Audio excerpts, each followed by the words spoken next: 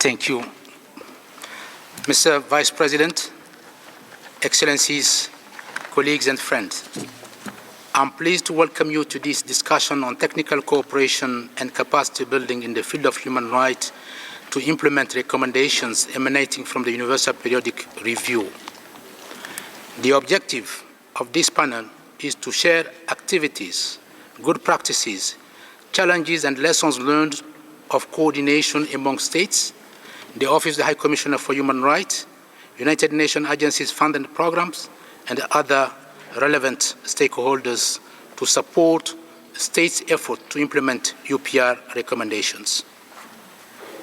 The abbreviated report presented pursuant to Human Rights Council Resolution 54/28 highlights significant steps taken by OHCHR to ensure the continuity of mandated activity foreseen by the resolution, albeit at reduced scale in light of the ongoing regular budget liquidity crisis. Since its inception, the UPR has evolved and matured into a robust mechanism working in complementarity with other United Nations human rights mechanisms, as increasingly highlighted during reviews and documented good practices. For example, the Special Rapporteur on Human Rights Defenders provided technical assistance to Mongolia in its adoption of law on the protection of human rights defenders, which derived from a UPR recommendation accepted in its review under the third cycle. Strong and more consistent engagement of resident coordinator and United Nations country teams with the mechanisms is a key feature of the fourth cycle. It underscores the critical role of the United Nations in supporting states' efforts to implement accepted recommendations. The greater alignment and integration of UPR recommendation into UN country team programming, the increasing number of submissions from UN country teams, as well as increasing interventions of resident coordinators during UPR adoptions are encouraging examples of such engagement. Yet, recommendations alone are not enough.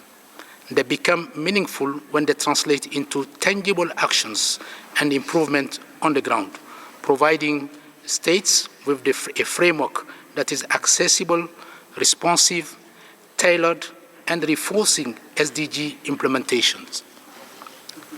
Examples of achievement include the abolition of death penalty in Sierra Leone and Ghana in 2022 and 2023, respectively, the adoption of the Domestic Violence Prevention Bill by Malta in 2023, the constitutional review in Tuvalu in 2023, in which discrimination on the grounds of sex and disability was prohibited, and the development in Nigeria of a national action plan to combat trafficking for the period 2022-2026.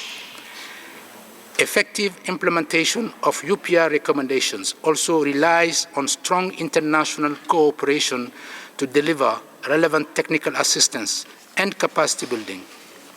In recent years, the demand for such assistance has increased. As I mentioned yesterday, in the past 2 years, the UPR Voluntary Fund for Implementation has received about 30 requests with a total budget exceeding US 1.2 million compared to an average level of annual contribution of less than US 500,000 since the establishment of the fund. Through the UPR Voluntary Fund for Implementation and the UPR Participation Fund, OHCHR has supported the establishment of national mechanisms to report and follow up on the recommendation of human rights mechanisms.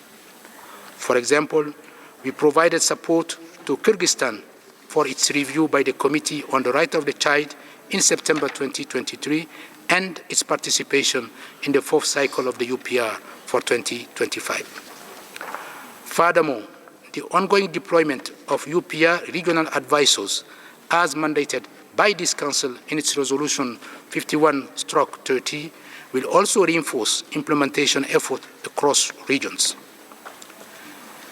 Excellencies, in order to deliver quality support with limited resources, it is critical to both increase predictability, multi-year and long-term funding, and build strong partnership among states, United Nations system, and other relevant stakeholders.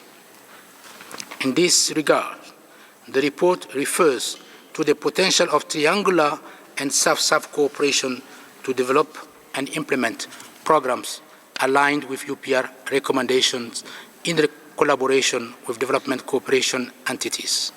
For instance, projects implemented by Thailand or the Thailand International Cooperation Agency aligned the UPR recommendations, led to the creation of response to outbreaks of communicable and emerging diseases in Cambodia and the Lao People's Democratic Republic.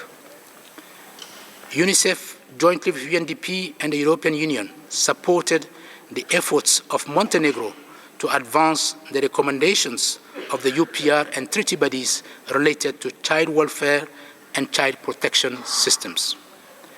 In this context, once established, the online repository of technical cooperation and capacity building activities for the implementation of UPR recommendations will present a tremendous opportunity to showcase how human rights mechanisms can advance human rights, mapping expertise and facilitating collaboration and partnerships.